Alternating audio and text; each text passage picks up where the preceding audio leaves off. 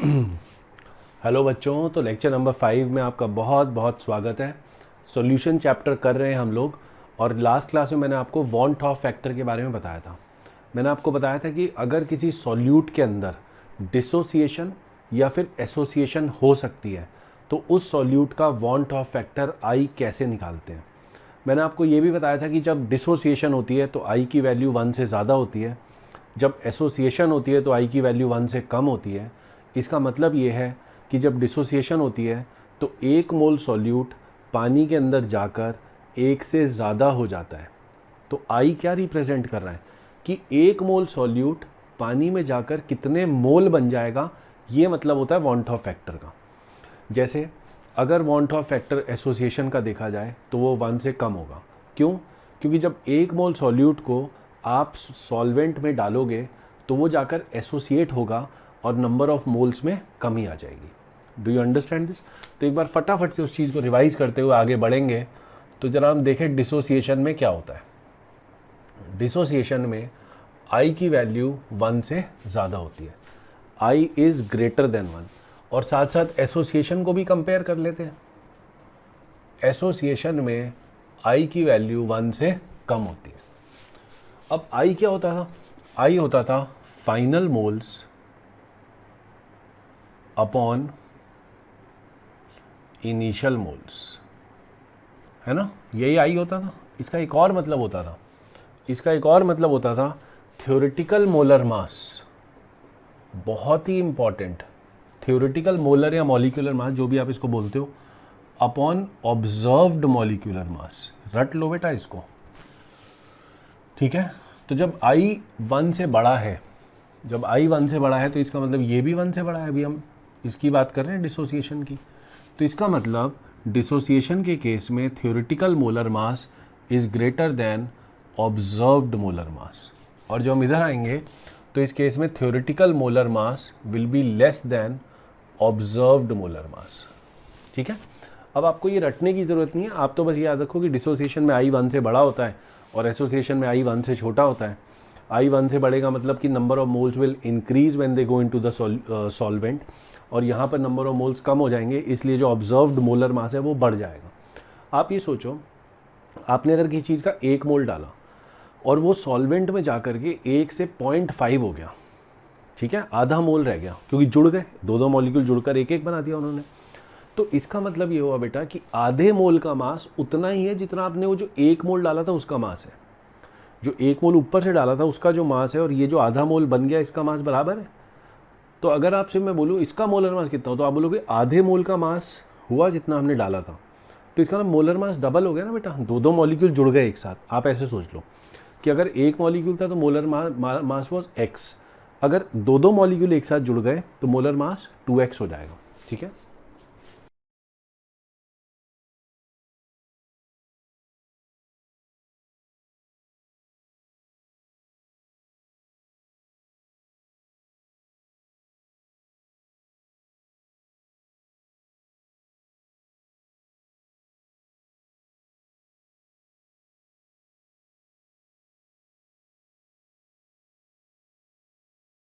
हो गया।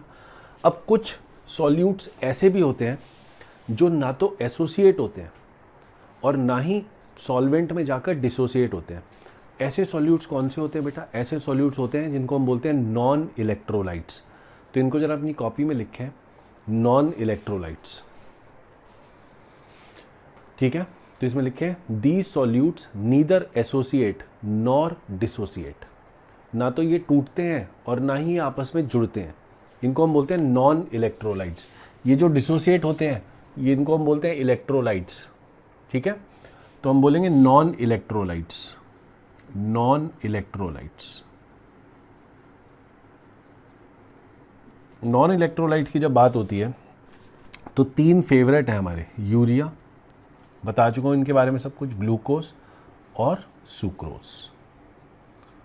ठीक है? तो ये 3 नॉन इलेक्ट्रोलाइट्स हैं। ये डिसोसिएट होने वाले हैं, एसोसिएट होने वाले हैं। डिसोसिएट होने वाले कौन है? NaCl, Na2SO4, जितने भी इलेक्ट्रोलाइट्स हैं। और एसोसिएट होने वाले कौन है? एक ही एग्जांपल है बेटा, कार्बोक्सिलिक एसिड।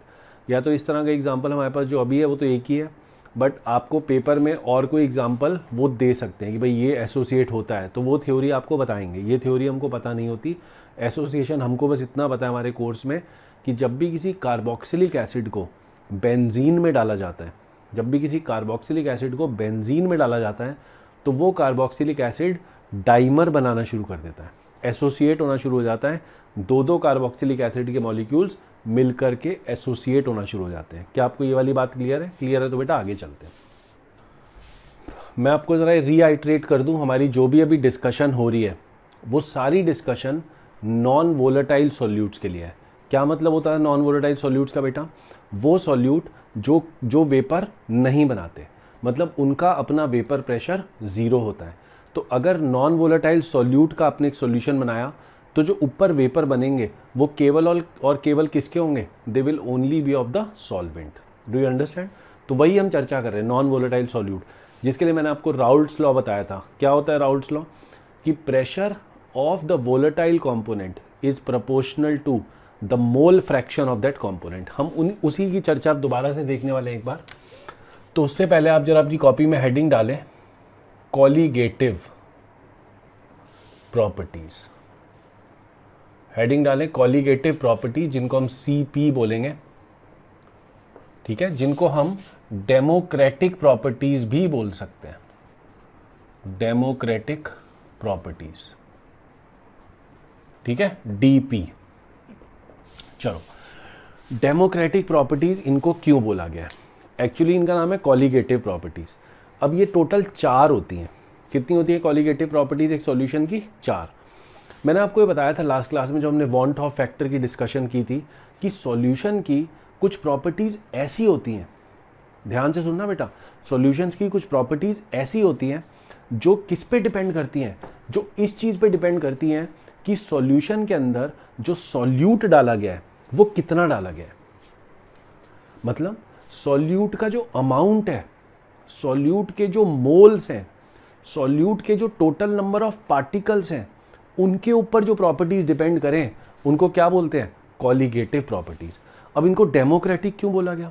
क्योंकि डेमोक्रेसी में क्या होता है कि जिसके पास नंबर होता है, जिसके पास नंबर होता है, जैसे आजकल मोदी जी के पास वो नंबर है, मेजॉरिटी 272 का नंबर, तो जिसके पास नंबर होता है बेटा उसी की सरकार बनती है।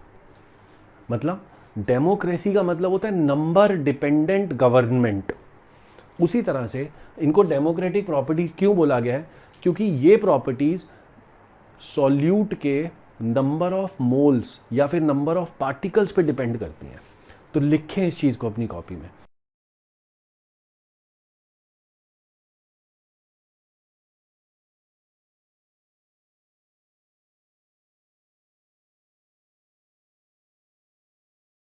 तो टोटल बेटा 4 होती हैं, मैं चारों आपके सामने लिखूंगा।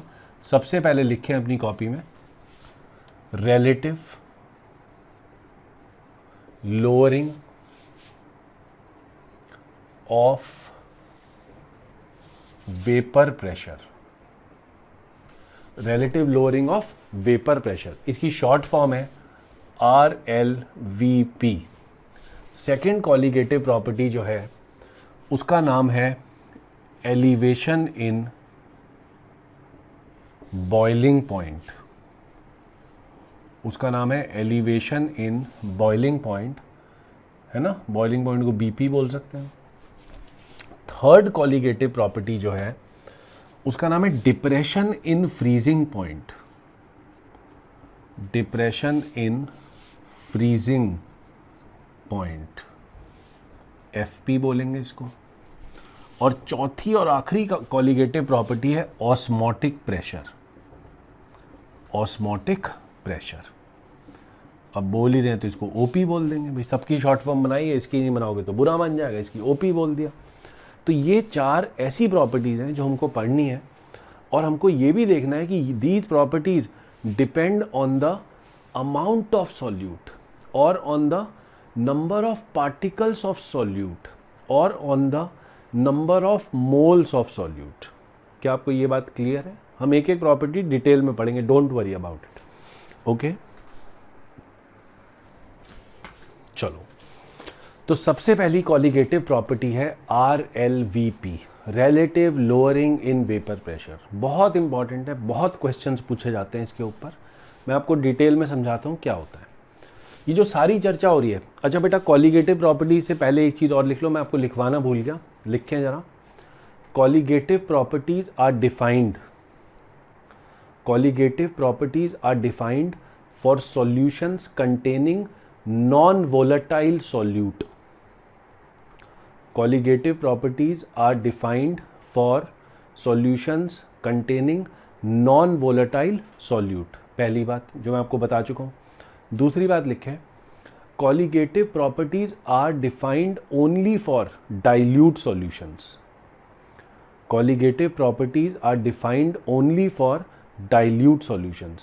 मैं आपको इसका रीज़न क्लियरली बताऊंगा कि क्यों कॉन्सेंट्रेटेड सॉल्यूशन में ये वाली प्रॉपर्टीज़ काम नहीं करती। ठीक है, तो हमको डाइल्यूट सॉल्यूशन लेना है और दूसरा हमको सॉल्यूट कौन सा लेना है, नॉन वोलेटाइल।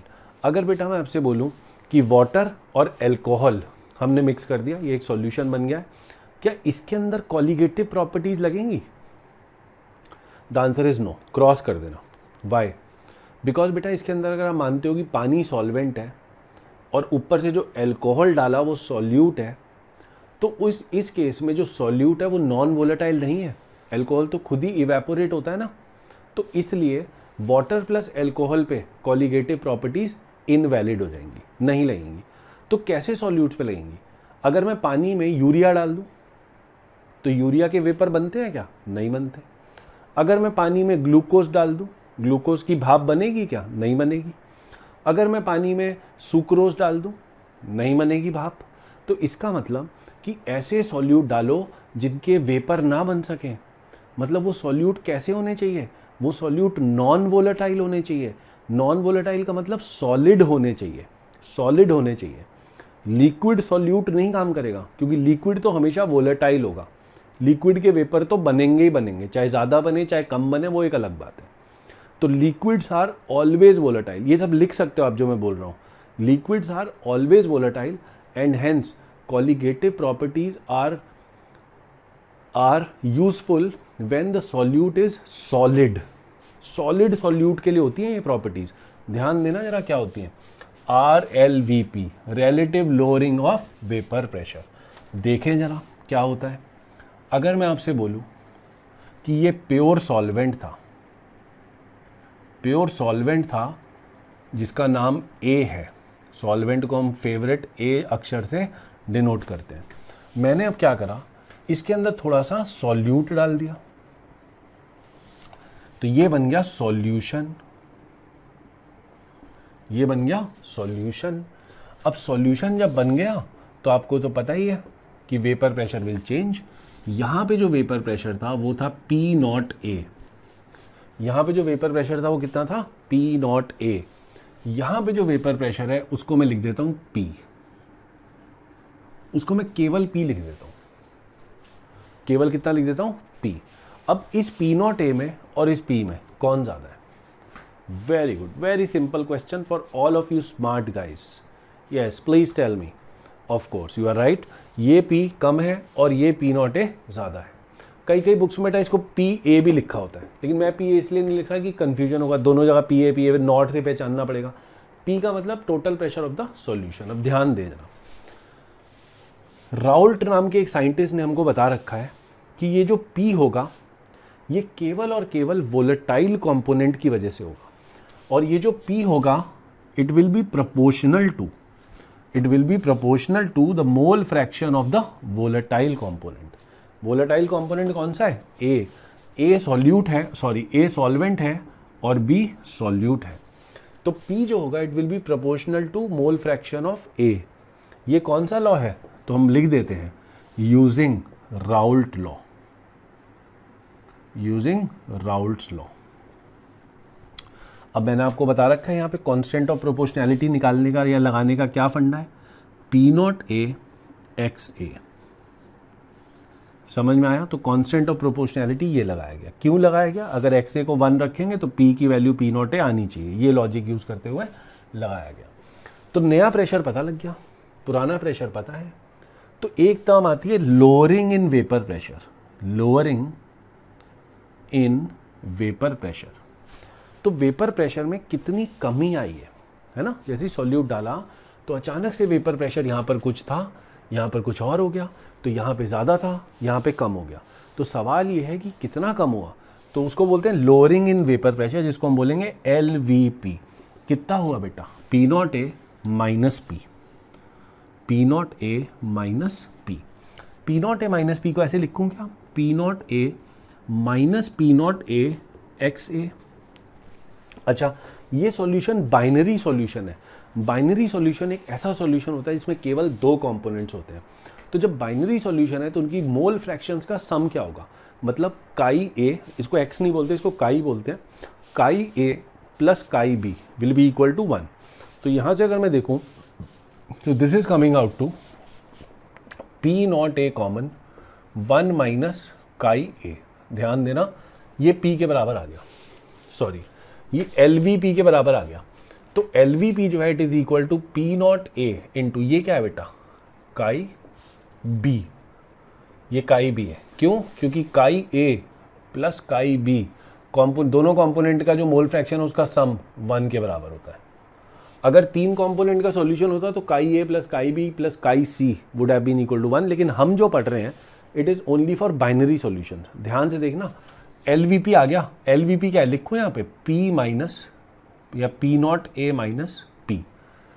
ये देखो जरा, ये LVP है, इसको नीचे ले आओ, तो यहाँ से आ गया chi B equal to P0A minus P upon P0A।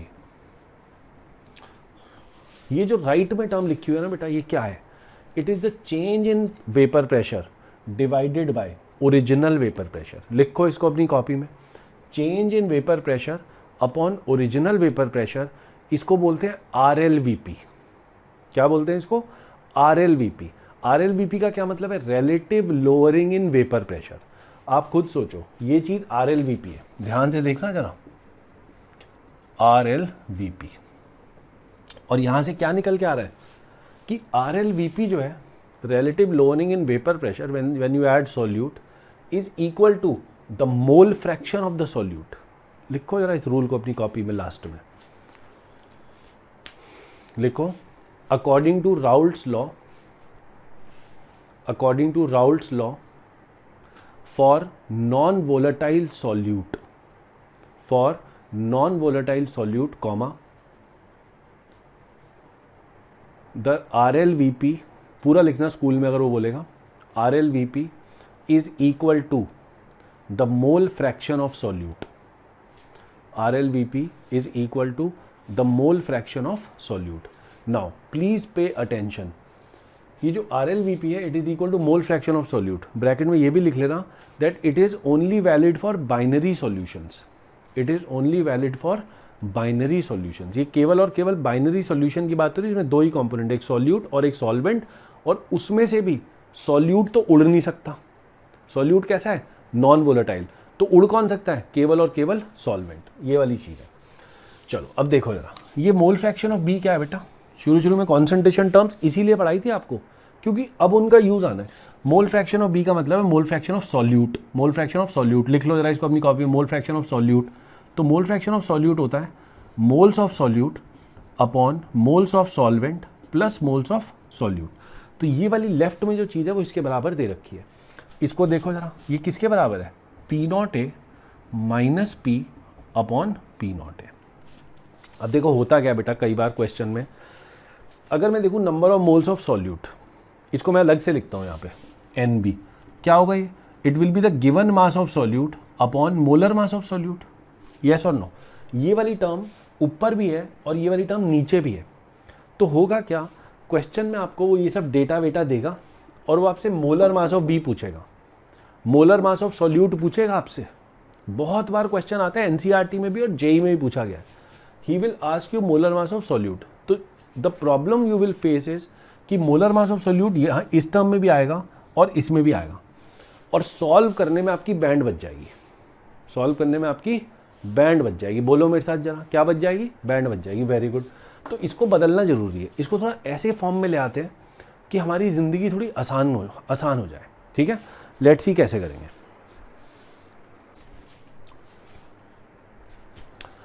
चलो बच्चों, तो हमने यहाँ तक कर लिया कि जहाँ पे हमने relative lowering in vapour pressure को मोल फ्रैक्शन ऑफ बी के बराबर रख दिया। मोल फ्रैक्शन ऑफ बी आपकी होती है by definition moles of B upon total moles of A and B, मतलब पूरे मोल सॉल्यूशन के नीचे लिख दिए जाते हैं। अब आप क्या करो बेटा, इसको ना रेसिप्रोकल कर दो। इसको जब इसको रेसिप्रोकल करोगे तो इसको भी रेसिप्रोकल कर देना।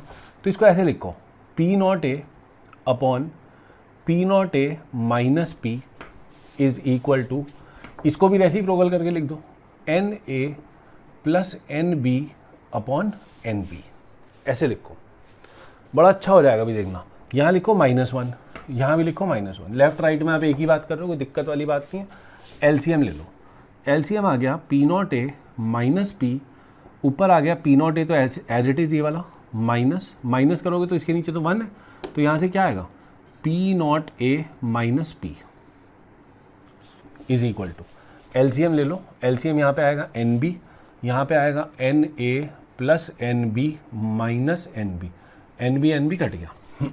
यहाँ पे देखो पी नॉट ए और पी नॉट ए कट गया, तो बचा गया ये ऊपर पी बच गया और नीचे P not A minus P बच गया और राइट में N A upon N B बच गया। अब इसको रेसिप्रोकल कर दो फिर से, जो यहाँ पे किया था उसका उल्टा फिर से कर दो, तो देखो क्या आया, P not A minus P upon P is equal to N B upon N A is equal to N B upon N A. ये फॉर्मूला हमारा वर्किंग फॉर्मूला हो गया for all competitive exams. So this is the working formula which we are going to use whenever the question involves RLVP. Whenever the question involves RLVP, तो हम ये वाला formula लगाने वाले हैं, हम इस पे नहीं जाएंगे। आप CBSE की सारी बुक्स उठा के देख लेना, प्रदीप हो गई, कोई भी बुक हो गई आपके पास, उसमें उन्होंने इससे करते हैं, वो इससे आती प्रॉब्लम। बच्चा डीमोटिवेट होकर सवाल को छोड़ के आ जाता है कभी कभी, तो इतना बुरा भी होता है, मेरे साथ भी होता था। लेकिन अब ये नया शॉर्टकट है, अगर आप इस शॉर्टकट को देखो तो इसमें फ़ायदा क्या हुआ यार, ये सब एक जैसे तो लग रहे हैं तो देखने में, नहीं बेटा एक जैसे नहीं है। फ़र्क क्या है कि यहाँ पे एन बी 2 बार आता था, लेकिन हमने इसको मैथमेटिक्स लगाकर एन बी को एक ही कर दिया। तो एन बी को एक करने से क्या फ़ायदा हुआ, बहुत फ़ायदा हुआ। लेफ्ट में क्या आर एल वी पी बचा, देखो ज़रा, this is L V P numerator में, लेकिन नीचे जो है this is the solution pressure. यहाँ देखो क्या था, यहाँ पे प्योर लिक्विड का प्रेशर था, प्योर सॉल्वेंट का प्रेशर था। यहाँ किसका प्रेशर है, वेपर प्रेशर, सॉल्यूशन का है। तो जब हम इसको हम बोलेंगे मॉडिफाइड फार्मूला या वर्किंग फार्मूला, जो आपको अच्छा लगे, मॉडिफाइड फार्मूला, ठीक है। तो इस मॉडिफाइड फार्मूले में क्या हुआ कि RLVP के एक्सप्रेशन में डिनोमिनेटर में पी नॉट ए को रिप्लेस करके पी आ गया और राइट हैंड साइड पे नीचे से एन बी चला गया। तो उससे हमको कैलकुलेशन बड़ी अच्छी हो गई। क्यों? क्योंकि इसको मैं क्या लिखूंगा, WB अपॉन MB। मुझसे वो MB निकालने को बोलेगा, मैं 2 मिनट में लेफ्ट साइड निकालूंगा और इसके बराबर कर दूंगा।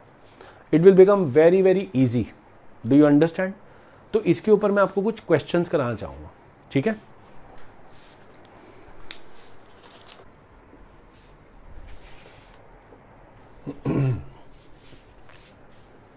चलो मेरे प्यारे बच्चों, आपके सामने मैंने एक क्वेश्चन लिखा है जो कि RLVP के ऊपर है।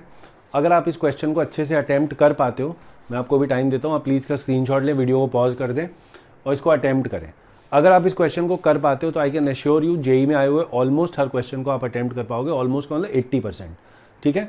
तो आप स्क्रीनशॉट लें और क्वेश्चन को करने की कोशिश करें, और जो इंपॉर्टेंट पॉइंट्स आपको समझाए गए इस थ्योरी के दौरान उनका ध्यान रखें क्वेश्चन को अटेम्प्ट करते वक्त।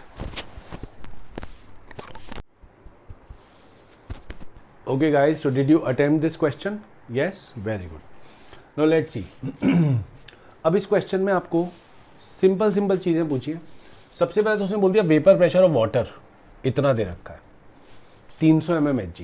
तो वाटर क्या है बेटा, सॉल्वेंट तो प्योर होता है, तो प्योर लिक्विड का वेपर प्रेशर गिवन है। तो हम लिखेंगे P not A is equal to 300 mmHg। यहाँ से हमारा सॉल्यूशन चालू होता है, ठीक है। P not A equal to 300 mmHg। सबसे पहले पूछा वेपर प्रेशर ऑफ सॉल्यूशन, ये तो प्योर लिक्विड का है, उसने पूछ लिया P निकालो, है ना। तो P कितना होगा, P नॉट A XA। यहाँ पे PA भी लिख सकते हो, इसको PA भी लिख सकते हो, P भी लिख सकते हो, एक ही बात है। तो अगर मैं PA निकालता हूँ या P निकालता हूँ तो it will be equal to P not A into XA, P not A into XA, P not A कितना है 300, XA निकालना पड़ेगा। कैसे, यूरिया हमको दे रखा है 30 ग्राम और वाटर दे रखा है 45। हम साइड में कैलकुलेशन करते हैं। Number of moles of urea is equal to 30/60 is equal to 0.5। कैसे निकाला बेटा? Given mass upon molar mass, तो W अपॉन कैपिटल M। तो W कितना है 30 और मोलर मास ऑफ यूरिया है 60। Now number of moles of water, ये हो जाएगा 45/18। 45 is the given mass of water and molar mass of water is 18, तो आंसर आएगा 2.5। वापस आते हैं मोलर मास, ये साथ में मोल फ्रैक्शन ऑफ A लिखना है। A का मतलब वाटर, A का मतलब वाटर, तो यहाँ पे कितना आएगा बेटा? NA upon NA plus NB। Side में कैलकुलेशन कर लेते हैं ये वाली। तो NA कितना है? 2.5 अपॉन 2.5 प्लस 0.5, आंसर आएगा 2.5 डिवाइडेड बाय 3, आंसर आएगा 5/6। तो ये आंसर आएगा 300 इंटू 5/6। 6 और 6 कट के यहाँ पे आ जाएगा 50, आंसर आ जाएगा 250 mmHg। इसका मतलब पानी जो था उसका अकेले का वेपर प्रेशर था बेटा 300 mmHg। आपने उसके अंदर आधा मोल यूरिया का डाल दिया, आधा मोल उसके अंदर क्या डाल दिया? यूरिया, तो नया वेपर प्रेशर आ गया 250। ऐसा ही तो पढ़ा था हमने भाई, यूरिया तो एक नॉन वोलेटाइल सॉल्यूट है। यूरिया तो क्या करेगा कि सरफेस पे आकर कुछ साइट्स को यूरिया के मॉलिक्यूल्स घेर लेंगे। अब उन साइट्स पे पहले पानी पड़ा हुआ था, तो वो पानी इवेपोरेट हो सकता था, लेकिन यूरिया तो इवेपोरेट नहीं हो सकता। अच्छा एक चीज़ और देखो, जितना ज़्यादा यूरिया डालोगे उतना ही वेपर प्रेशर सॉल्यूशन का कम हो जाएगा। समझ पा रहे हो इस बात को? क्यों बोला जा रहा है ऐसा?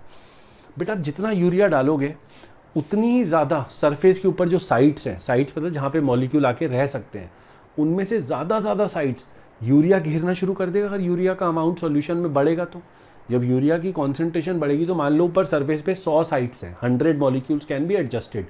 शुरू में 100 के 100 मॉलिक्यूल पानी के थे, आपने थोड़ा यूरिया डाला, 10 मॉलिक्यूल यूरिया ने घेर लिए, 10 जगह यूरिया ने घेर ली, तो 90 मॉलिक्यूल बच गए वाटर के।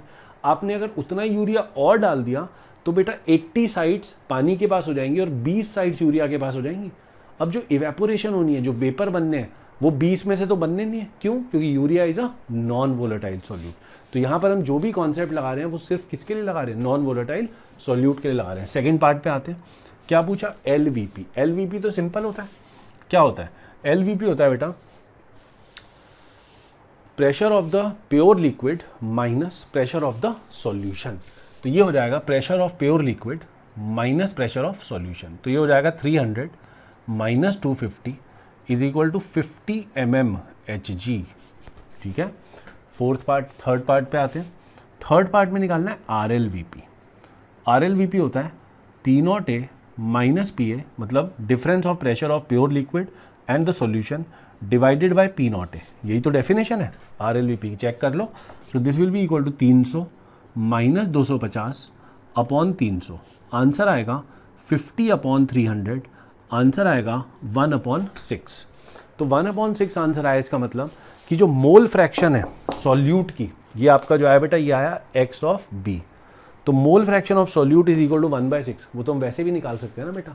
हमने मोल फ्रैक्शन यहाँ पे सॉल्वेंट की निकाली तो 5/6 आई, तो सॉल्यूट की कितनी होगी? 1 माइनस कर दो उसमें से, या 1 माइनस करके निकाल लो, तो आंसर आ जाएगा हमारा। फोर्थ पार्ट हो गया, मोल फ्रैक्शन ये 1/6 और ये 5/6। देखो हमने यहाँ पे RLVP निकाला, वो 1/6 आया, तो 1/6 RLVP भी है।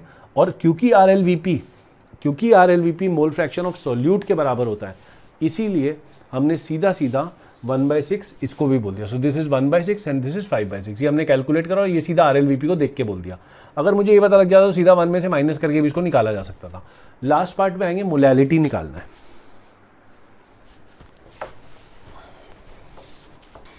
ठीक है, सॉल्यूशन दे दिया, सॉल्यूशन की बेटा मोलैलिटी निकालनी है।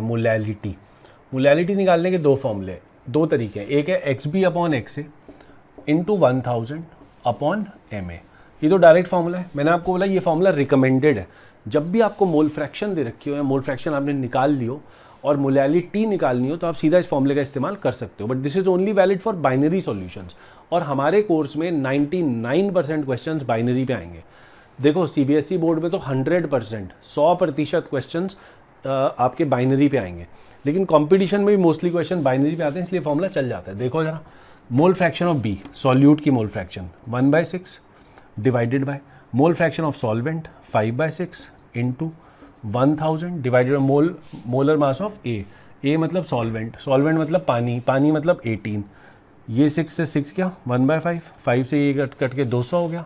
आंसर आ गया बेटा 200/18। तो सॉल्व करा तो 11.1 मोलर ऐसे कुछ आंसर आएगा। एक तो तरीका ये हो गया। दूसरा तरीका आते हैं विदाउट फॉर्मूला। हालांकि मैं आपको बार बार बोल रहा हूँ फॉर्मूले का इस्तेमाल करें, ये फॉर्मूला बहुत अच्छा है, मोलैलिटी सीधा निकल जाती है, मोल फ्रैक्शन पता हो तो मोलैलिटी निकालने के लिए इस फॉर्मूले का इस्तेमाल ज़रूर करें। और आप चाहें तो मोलैलिटी निकालने के लिए वो जो मोलैरिटी वाला फॉर्मूला है, कौन सा, 1000 into molarity divided by 1000 into D minus molarity into molar mass of solute, ये भी जरूर करें, है ना। मोलैलिटी निकालने की दोनों फॉर्मूले इस्तेमाल करें। मोलैलिटी की जरूरत बहुत पड़ने वाली है, अभी आप देखने वाले हो बहुत जल्दी। चलो विदाउट फॉर्मूला देखते हैं। विदाउट फॉर्मूला में हमको इसका इस्तेमाल करते हैं। मोल्स कितने हैं बेटा यूरिया के जो डाले, तो मोल विदाउट फॉर्मूला मोलैलिटी की डेफिनेशन क्या होती है, देखो जरा। मोलैलिटी की डेफिनेशन होती है N/W। N क्या है, number of moles of solute. W क्या है, वेट ऑफ सॉल्वेंट, इस बार सॉल्वेंट होता है इन किलोग्राम, तो number of mole of solute divide by weight of solvent in kilogram. ध्यान दो बेटा, number of mole of solute यहाँ से यूरिया के सॉल्यूट कितने मोल कितने हैं 0.5 divided by weight of solvent ये रहा, ये वेट है उसका 45 डिवाइडेड बाय 1000। आंसर आएगा 0.5 डिवाइडेड बाय ये 1000 को ऊपर ले जाओ और नीचे 45 रह जाएगा। तो आंसर आएगा 500/45 विच इज इक्वल टू 5 से डिवाइड कर दो तो ये आ जाएगा 100/9, तो वही आ गया बेटा 11.1।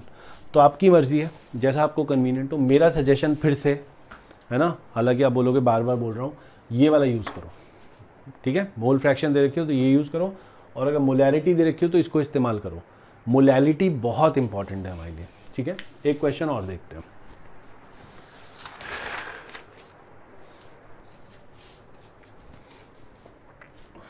चलो नेक्स्ट क्वेश्चन पे आते हैं। क्वेश्चन आपके सामने लिखा हुआ है, इसको अपनी कॉपी में नोट करें, मैं एक बार पढ़ देता हूँ आपके लिए। How many grams of glucose should be added in 180 grams of water to reduce the vapour pressure by 20%। तो बोल रहे हैं कितने ग्राम ग्लूकोज के मिलाएं ताकि वेपर प्रेशर 20% कम हो जाए। तो देखते हैं कैसे होगा। आप जो शुरू में प्रेशर है P0 A, उसको आप x मान लें, ठीक है। लेट P0 A भी x। तो बाद में 20% कम होने के बाद जो प्रेशर रह गया वो रह गया 0.8x, क्योंकि 20% ऑफ x इज 0.2, तो 0.2 कम करने का प्रेशर इतना रह गया वेपर प्रेशर। तो आपसे बोला कि इतने पानी में मिलाना है। अब ध्यान से देखें जरा, तो आपको इसके अंदर बेटा number of moles of glucose निकालने पड़ेंगे। तो हम जानते हैं कि जो हमारा RLVP होता है वो हमारा मोल फ्रैक्शन ऑफ B के बराबर होता है। B यहाँ पर क्या होगा, ग्लूकोज। B तो सॉल्यूट है ना, तो वो ग्लूकोज होगा। ध्यान दो, RLVP निकाल सकता हूँ मैं कैसे, x minus 0.8x divided by, so this is LVP, इन दोनों का difference, divided by this divided by x, so it is x minus 0.8x divided by x। ये आपका RLVP हो गया। अब इसकी जो वैल्यू है वो मोल फ्रैक्शन ऑफ B के बराबर होनी चाहिए। तो यहाँ से अब देखेंगे, ये हो गया 0.2x अपॉन x, तो ये हो गया 0.2 is equal to NB upon Na plus NB। Na क्या है बेटा, number of moles of water. NB क्या है, number of moles of glucose, वो मुझे निकालना है। तो number of moles of water मैं यहाँ से निकाल सकता हूँ। 180 ग्राम ऑफ वाटर दे रखा है, तो number of moles of water जो होगा, जिसको हम Na बोल रहे हैं, that will be equal to given mass upon molar mass is equal to 10। तो यहाँ पे 10 रख दिया जाएगा, तो ये हो जाएगा NB upon 10 plus NB is equal to 0.2। Cross multiply, इसको उठाकर इधर, तो ये हो जाएगा 2 plus 0.2 NB is equal to NB उधर, तो ये हो जाएगा ये वाली टर्म उधर, तो हो जाएगी 0.8 NB इज इक्वल टू 2। तो यहाँ से बेटा NB की वैल्यू आ रही है 2/0.8, so it is 20/8, so it is 2.5। तो इसका मतलब ग्लूकोज के 2.5 मोल्स अगर आप डाल देंगे 180 ग्राम पानी के अंदर, तो उस केस में जो वेपर प्रेशर है it will go down by 20%। समझ में आ गई बात। इसको अगर मास में कन्वर्ट करना हो तो वो भी किया जा सकता है। कैसे भाई, मोल्स दे रखे हैं, एक मोल का मास होता है 180, तो आंसर आ गया 450 ग्राम्स। तो ऑप्शंस के ऊपर डिपेंड करेगा कि ऑप्शन में उसने क्या दे रखा है। बिल्कुल ऐसा ही क्वेश्चन एक बार सीबीएसई बोर्ड में ही पूछा गया था 3 नंबर का, ठीक है। तो it's a very good question, आप इसको अच्छे से नोट करें। जेई में तो खैर इस तरह के क्वेश्चन बार बार पूछे जाते हैं। Okay, so let's come to the third question of relative lowering in vapour pressure. तो क्वेश्चन आपके सामने लिखा हुआ है, मैं एक बार रीड कर देता हूँ। 20 grams of a non-volatile solute is added to 156 grams of benzene. If vapor pressure of pure benzene at that temperature is 200 mm Hg। देखो बेटा, टेम्परेचर की बड़ी इंपॉर्टेंस है वेपर प्रेशर में, क्योंकि जैसे जैसे आप टेम्परेचर को चेंज करोगे वेपर प्रेशर भी चेंज हो जाएगा, वेपर प्रेशर भी चेंज हो जाएगा, ध्यान दे। And vapour pressure of solution is 150 mm। तो प्योर बेंजीन का 200 mm था, आपने उसमें 20 ग्राम सॉल्यूट डाल दिया तो वेपर प्रेशर 150 रह गया। तो बोल रहा है calculate molar mass of solute. देखो बेटा, मोलर मास की कैलकुलेशन का क्वेश्चन आ गया है, RLVP से आप अगर करोगे तो आप लंबे फंसोगे। मैं आपको जरा एग्जांपल देता हूँ, देखो जरा कैसे। अगर कोई बोलेगा NCERT के हिसाब से कि जी RLVP तो ये होता है P0A minus PA upon P0A, बिल्कुल सही बात है, कोई दिक्कत नहीं है। तो ये लिख देगा 200 माइनस 150 अपॉन 200। RHS में तो कोई दिक्कत नहीं है, सॉरी LHS में तो कोई दिक्कत नहीं है, लेकिन जब इसको RHS रखेगा जो कि क्या होती है मोल फ्रैक्शन ऑफ B, तो यहाँ पे आएगा number of moles of B upon number of moles of A plus number of moles of B। यहाँ फंस जाएगा कैसे, गिवन मास तो दे ही रखा है बेटा, सॉल्यूट का कितना है 20 ग्राम, तो देखो 20 अपॉन M हमने मान लिया molar mass of solute, divided by 20 upon M plus solvent कितना डाला है 156 ग्राम अपॉन 78, ये मोलर मास ऑफ बेंजीन होता है। तो देखो इस कैलकुलेशन को आपको करना पड़ेगा, और क्योंकि आपको दोनों ऊपर नीचे mm दिखेगा तो आपकी जो दिल की धड़कन है ना, वो थोड़ी मध्यम हो जाएगी इसको देख के, अंदर ही अंदर ऐसी फीलिंग होने लगेगी मुझसे हो नहीं पाएगा ये, समझ पा रहे हो। तो यहाँ पे हमारा काम आता है modified RLVP equation, modified RLVP equation, modified है ना, कई लोग इसको मोडिफाइड भी बोलते हैं, मोडिफाइड। तो देखो इसमें क्या है, उस इक्वेशन में जो डिनोमिनेटर है उसमें PA आ जाना है, PA, और राइट हैंड साइड पे ये हट जाना है, ये मोडिफाइड इक्वेशन है। तो ये P0A का हो गया PA, तो ध्यान दो, तो ये हो गया P0A माइनस PA, P0A कितना है बेटा, P0A कहाँ गया, P0A 200 माइनस 150 अपॉन नीचे आ गया PA, मतलब प्रेशर ऑफ सॉल्यूशन ये वाला 150। राइट हैंड साइड बड़ी आसान हो गई, NB अपॉन NA क्या हो जाएगा बेटा, NB मतलब number of moles of B, number of moles of B मतलब number of moles of solute, number of moles of solute कितना होगा given mass upon molar mass, divided by number of moles of A कितना होगा बेटा 156 upon 78। अब देखो इस equation को देखो और इसको देखो, क्या लगता है तुम्हें, तुम्हारा दिल क्या बोलता है। मेरा दिल तो बिल्कुल गवाही नहीं देगा बेटा कि मैं इसको सॉल्व करूं, मेरी तो हालत खराब हो जाएगी पेपर में, है ना, भाग जाऊंगा मैं छोड़ छाड़ के सब कुछ। तो ये फिर भी बेटर लग रहा है, सॉल्वेबल लग रहा है, ये और एक अटके तो 2 आ जाएगा, ठीक है। इसको इधर ले जाओ, सॉल्व कर लो। अब क्या बचा है, सॉल्व करो और देखो कैपिटल M की वैल्यू 30 ग्राम आनी चाहिए, चेक कर लो।